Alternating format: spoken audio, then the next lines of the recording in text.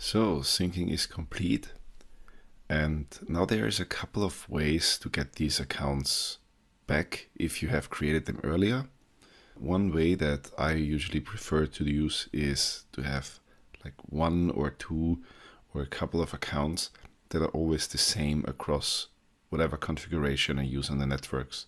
So I created them once, and they are, if you use Geth, they are stored in the key store directory. You can also back up this directory to, Dropbox or on your USB stick, as long as you have a very strong password on those accounts. That shouldn't be a problem. Obviously, you usually want to back it up more to a USB stick, less to a Dropbox account, because who knows if they get hacked. But point is, you can just move these files in the key store directory around, and those are your private keys, encrypted private keys to your accounts. And I have initialized my testnet in this testnet folder, and it also contains a key store folder, and this key store folder is empty.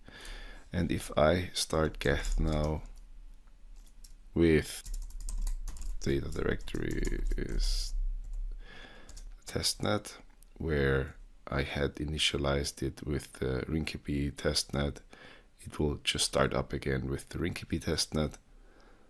Here, chain ID 4. And if I start mist now, and I can do this on Windows just by starting mist, but if you are on a Mac or on Linux, you have to give mist the right IPC file from the Geth IPC file.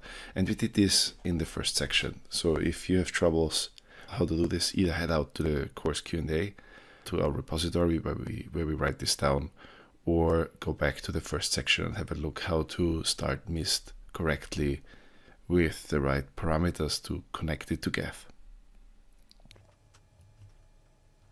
So I can just launch the application. Make this a little bit smaller so you can see.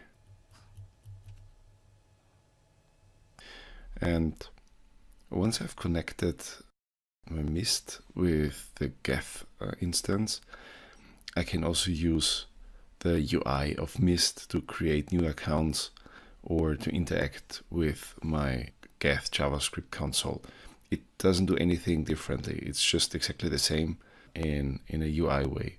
And I see here now that I have no accounts at the moment. Now let's see what happens if we are copying over these accounts to the key store directory inside my testnet. And what you see is that the accounts are immediately popping up. So that's fairly real time.